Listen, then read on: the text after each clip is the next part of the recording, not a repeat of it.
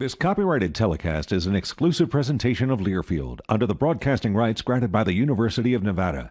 Reuse of this presentation is prohibited without the express written consent of the University of Nevada and Learfield.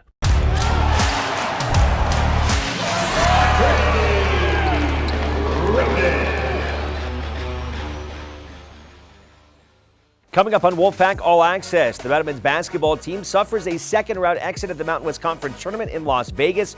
We'll have a full recap from our crew. Plus, spring football is underway under second-year head coach Jeff Choate. Hear from the leader of the pack and some of the players. Also features on Nevada Athletic Director Stephanie Rempe and new softball head coach Victoria Hayward. Those stories and more on Wolfpack All Access, presented by Champion Chevrolet. And welcome inside our Nevada Sportsnet studio. I'm Alex Margulies. The Wolfpack men's basketball team was hoping for a late season surge in March, but unfortunately that was not the case as they suffered a second-round exit at the hands of the Colorado State Rams. Mike Stephenson and Shannon Kelly have more coverage from Las Vegas. Yes, hello friends, and welcome to fabulous Las Vegas. Alongside Shannon Kelly, I'm Mike Stephenson. We're hanging out here at the Circus Sportsbook in downtown. And Shannon, Nevada came to Las Vegas needing to win 4 games in 4 days, a position it did not expect to be in, but such was life after a less than stellar regular season. The Wolfpack was picked to finish 3rd in the Mountain West preseason poll, ended up finishing 7th with an 8-12 record, including an 0-10 mark against the league's top 5 teams. So if Nevada wanted to reach a 3rd straight NCAA tournament, it would have to do some major work at the Thomas & Mack Center. It started with a Wednesday first-round matchup with Fresno State, a Bulldogs team Nevada swept during the season and one it had little issue with at the conference tournament. After Fresno State scored the game's first bucket, the Wolfpack hit a 22-3 run, effectively putting this one away early. 86-71 was the final, leading to an extra celebratory post-game locker room with head coach Steve Alford netting his 700th career win. Very, very thankful and grateful. It's been an incredible journey. The Lord has blessed our family and basketball beyond belief. And to get to this milestone, you've got to have not just good players, you've got to have incredible staffs. And all along my journey and path that the good Lord's put me on, I've been very fortunate to work with really good people, with really good players, and they deserve the majority of that credit. Since the first day I've been here, I've been kind of starstruck a little bit by Coach, because Coach, I've known Coach my whole life. I'm a basketball guru, so I know exactly who he is. So it's definitely great playing for him, and I enjoy it. We should have gotten it 2 weeks ago for him, but I'm glad we got it now. No better time to get it than in March. And the next day, Nevada wanted to make it 7-0-1. The Wolfpack facing Colorado State in the quarterfinal round. The Rams would jump out to an early 13-4 lead before the Wolfpack settled in. Nick Davidson and Kobe Sanders scored 19 of Nevada's 28 first-half points. The Silver and Blue would trail Colorado State by just 1 at the break despite shooting 0 free throws. The second half was a different story. The Rams would come out of the locker room on an 8-0 run as Nevada didn't make a field goal for the first 6 minutes. The Silver and Blue would hang tight with the Rams and make it a 2-point game with under 5 minutes to play, but CSU would pull away late, winning 67-59 and sending the Wolfpack home. It's definitely tough when we lose some main guys, but just staying together as a team.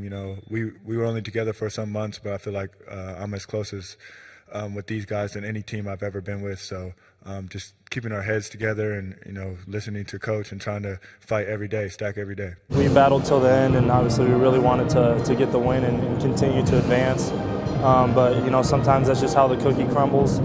Obviously we've been dealing with adversity all season. And, tonight we just couldn't get over that hump, in the stretch. But, everybody battled hard. We left it all out there, so definitely no regrets. This has been a grind.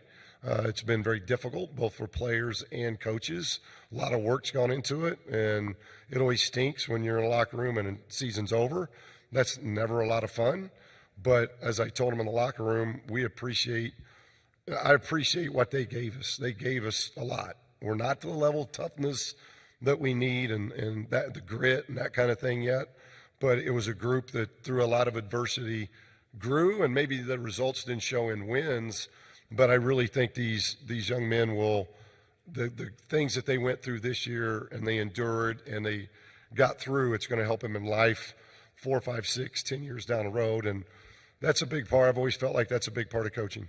For a fourth straight season, the Wolfpack bows out of the Mountain West Tournament in the quarterfinals, and for the second straight year, falling to the hands of Colorado State. Nevada 17-16 overall this year, including a 9-13 mark against Mountain West team. A far cry from where everyone expected Nevada to be. And the Pack had issues at full strength, but we should point out how hobbled it was by the end of the year, losing fifth-year players Daniel Foster and Trey Coleman in the final month of the season, and then seventh-year player KJ Himes went out in Wednesday's win over Fresno State. So Nevada limped to the finish line, and now a huge offseason looms. All right, that wraps up our coverage here at the Mountain West Conference Tournament in Las Vegas. For Shannon Kelly, I'm Mike Stephenson. We'll see you back in Reno. Coming up next on Wolfpack All Access, spring football has begun under second-year head coach Jeff Choate. We'll hear from him and the guys coming up next.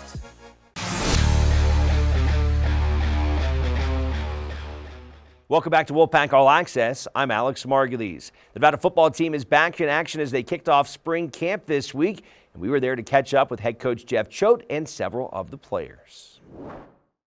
We've had a really good offseason. I think it's amazing what a difference a year can make when you got a group of guys, kind of our core guys that are returning, that know what the expectation is and kind of how we operate, how we run practice. The younger guys or the new guys can kind of fall in line behind them, and I think that's been really beneficial for us, not just through the winter program, but even today. I think we got a lot of good work in, two spot and everything, and so that's awesome because everybody gets reps. And the old adage, hope springs eternal. Everybody's getting reps. Everybody has an opportunity, and then it gets tighter and tighter as we get through spring ball. And so it'll be interesting to see how these guys handle that when we go down to one spot, and some of the other guys, maybe the guys that aren't getting as many reps, how do they respond? Do they continue to stay locked in and continue to ride for the brand, or do they kind of start to drift? And so that's one of the things that I'm definitely looking at. We got a whole new running back room. Obviously, we lost Tez and Jaden, and so there's going to be a lot of competition at wide receiver. Those are two that I think from a skill position on offense. We've got some new talent at tight end, so it'll be fun to watch how those guys meld into what we're doing. And then obviously on the offensive line, we've got some new pieces there with Hadeen and Jack, and it'll be interesting to see how those go. So there's a lot of good competition on that side. I think edge on the defense and inside linebacker, and then we're very young and very different. We lost our entire secondary. We've got some veteran guys, but they're new to the system. And so I think that it's hard to pinpoint any one. I think that on all three levels of defense and every position on offense, there's going to be very good competition, and we got to get a good idea where we stand coming out of this. We need to make sure we have a pretty good idea of where our pecking order is when we start fall camp, and I think that it's well documented that on April 7th we anticipate the House decision being codified, and then that's going to there's battles out here, not just at the top of the roster, but at the bottom of the roster as well. And so it's important for these kids to come out and compete every single day, because we're going to have to trim our roster down. And so a little bit of, hey, let's see where we stand, get our seating chart ready for fall camp, and then also really try to raise the bottom of our roster and make sure there's a lot of competition there as well. Ultimately what we're trying to get done over the course of the spring is to establish a great foundation as far as our fundamentals, our technique, what we want to be as a defense from an identity standpoint. We really want to hang our hat on playing with tremendous effort, and I think through the first 4 days, I see the effort that we want, and that's awesome to see, especially day 4 today, where 4 in a row, that's hard. But the guys went out there and they attacked the day and really got a real sense of these guys are holding each other to a high standard as far as the effort is concerned and how we're running the football. There's still a lot of small little details that we can clean up from a fundamental and technique standpoint, but really like what I'm seeing from an effort standpoint overall. We get an opportunity to, again, essentially recreate this whole thing and build this from the ground up. So in turn, you can take advantage of the new guys coming in and establishing a whole new culture and establishing a whole new way of how we want to do things from a defensive standpoint. And I think that's, instead of looking at it as a disadvantage, we're going to look at it as an advantage. And Whitty, having guys that do have the experience with Whitty and Nelson Rapati and some of these other guys, and in the back end, we've got some guys that played a little bit, but we have the opportunity now for those guys to say, hey, here's what we want to get done. They can help take the lead as far as what standards they want to set, what standards that they want for this defense, and they can help lead the way. And as a coaching staff, we get an opportunity, like I said, to really acclimate all these guys into the culture and into the foundation of defense that we want. Man, I mean, yeah. So, Cho, I mean, a lot of things are different. There was a ton of new guys. I mean, you guys probably know better than me. There's like 30 or 40 new guys. Something crazy. So, new team, new guys. Everyone's got great attitudes. We're all, I mean, like the offensive side of the ball, I mean, we feel like we're super tight. Off-season workouts, we had a great 5 to 6 weeks of working out together. And I feel like we're so far ahead compared to where we were last year. And we have a lot of veterans too. There's a lot of 6th-year guys, 5th-year guys. So it's just this year has been night and day difference. Really, just keep on getting reps. Like I told Cho, if I come back and I'm getting reps for me, obviously I'm an older guy, but I've missed a lot of football. So getting reps is huge. Reading the defenses and just playing at that high speed all the time consistently and being successful in that. So yeah, just getting reps and doing it with the guys that we're going to be playing with in the season. While Nevada will not have a traditional silver and blue spring game this season, they will hold a Friday night light scrimmage at Carson High School on Friday, April the 11th at 6 o'clock. Admission is free. Coming up next on Wolfpack All Access, we check out our This Week in Wolfpack History, which looks back at one of the best Nevada hoops teams to ever suit up in silver and blue, plus a feature on Nevada Athletic Director Stephanie Rempe.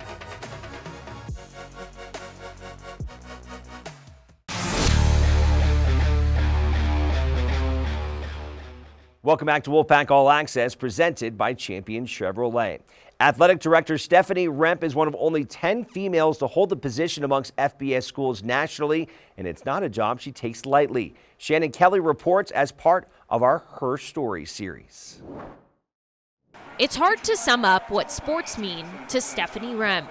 I did go to college not to play sports, and after a fall semester of realizing I was pretty lost because it had created every bit of structure I'd had my entire life, and then ended up playing volleyball at Arizona. The Santa Barbara native helped guide the Wildcats to the Sweet 16 in 1993. Rempe's journey to becoming an athletic director started shortly after. As a student athlete, I just didn't have a whole lot of role models in our profession. I read a lot of books about women, and that really impacted me. And then I remember watching something on the news and seeing somebody being sworn into the Senate that kind of looked like me, and I was like, I realize it's kind of a silly thing, but when you see somebody, then you believe you can do it. After 25 years in athletic administration at 6 different universities, Rempe is one of 10 female athletic directors among 134 FBS schools.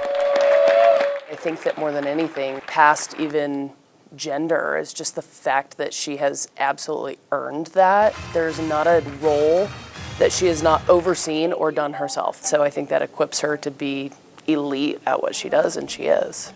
I worked for a leader for 14 years at 3 different schools, and he did so many things to put me in a position to learn how he operated, what was important, how you manage some of the politics. He was a master at that. I sometimes feel like I could write a book for some of the things that I've seen in this profession. Rempe leads the Wolfpack with a student-athlete mindset, while tasked with elevating Nevada athletics. I remember I was in college, and our coach was talking to me about wanting the ball.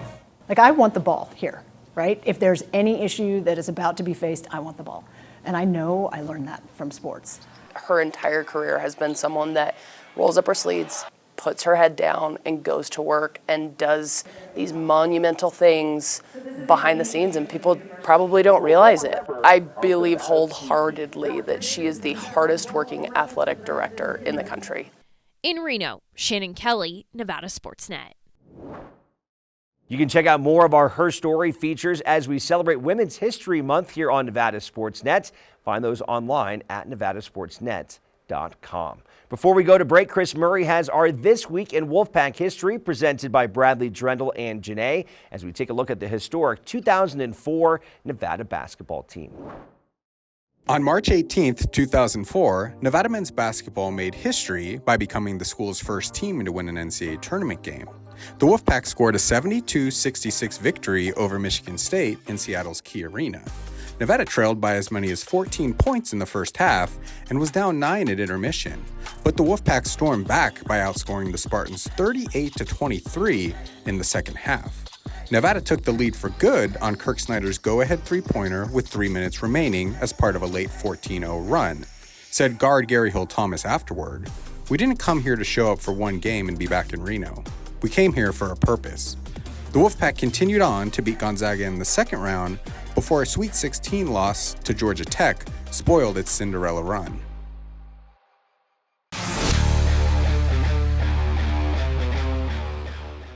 Welcome back to Wolfpack All Access. In this week's 5 Questions series, we get a chance to get to know Wolfpack closer Ethan O'Neill from the baseball team.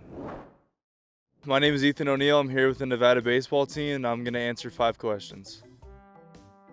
Favorite baseball player of all time? I think I'm going to have to say Kershaw. As a Dodgers fan, he's had the longest career ever, too, and he just does it every single year. So probably my curveball. I like throwing my curveball a lot. I throw a lot of curveballs during the season. So my favorite Reno establishment, I would say, would be Archie's. It's super good food and it's right down the street, and the coach took me there on my visit, so it's kind of like a place to go back and just being like I was here at one point and now I've been here for 2 years. So it would be to freeze time. I'd want to freeze time and just be able to get everything done at once. That way I could do all my chores in the morning and have the rest of my day completely free. Best baseball movie ever made would be The Benchwarmers, easily. I don't think there's any better movies. Nevada in action this weekend at Fresno State to open up conference play. You can find the results on that at nevadasportsnets.com. Also a big weekend for the Wolfpack softball team as they had to play at Stanford in the DeMarini Invitational. Nevada led by first-year head coach Victoria Hayward, who has the team off to a great start. Let's check out a story on her.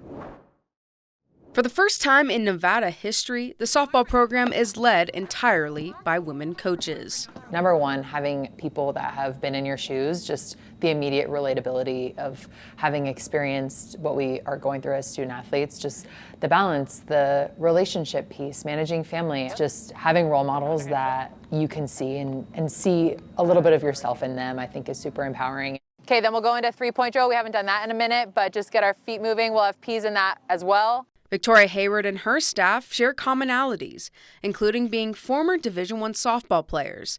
And to this day, Hayward and assistant Delaney Weiss are still playing professionally. There's definitely times where it's hard to balance two things that are both really important to me. Like my performance in them is important to me. Feeling like I'm giving my all to everything that I'm doing can be challenging at times. Doubling as a head coach, Hayward has to toe a tough line, including keeping her body healthy enough to compete at the highest level. At 32, almost 33, it's getting harder and harder.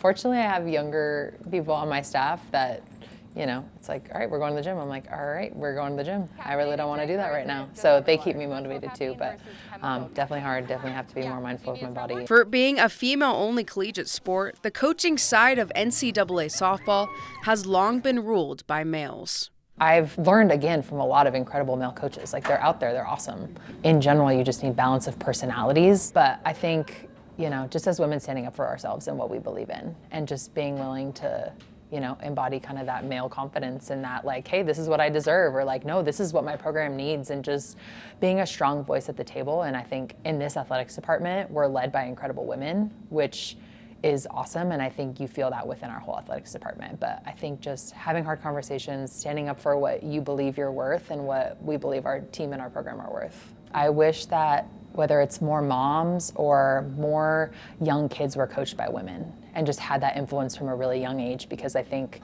you know, now we get some girls where they're like, I want you to yell at me, because that's all they know is just like a strong man yelling. Sometimes the first time they're ever being coached by a woman is in college, which I think is a little bit crazy. I wish that there were more women leading, whether it's travel ball, whether it's rec ball, just those younger stages of sport, and you know, creating that balance in that space the way that we want to see it in college. Nevada is making a statement as one of 2 teams in the Mountain West to be led by an all-female coaching staff. Any questions, comments, concerns? In Reno, I'm Nikki Pica, Nevada Sportsnet. Nevada taking on Cal Baptist as well as Stanford this weekend. To see how they did, head to NevadaWolfpack.com. We'll be right back to wrap up Wolfpack All Access right after this.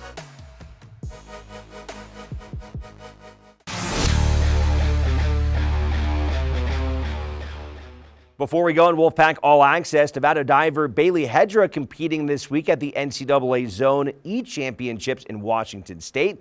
And Haydra just barely missed the cut to advance to nationals, falling one spot short of qualifying in 9th. That ended a strong season for the South African diver, who medaled in all 3 events at the Mountain West Conference Championships, including gold in the 1 meter. That's a wrap on Wolfpack All Access. Thanks so much for joining us all season long for coverage of the Pack. We've got you covered online at nevadasportsnet.com. Until next time, from inside our Champion Chevrolet NSN studio, I'm Alex Margulies. We'll see you later. This has been an exclusive presentation from Learfield.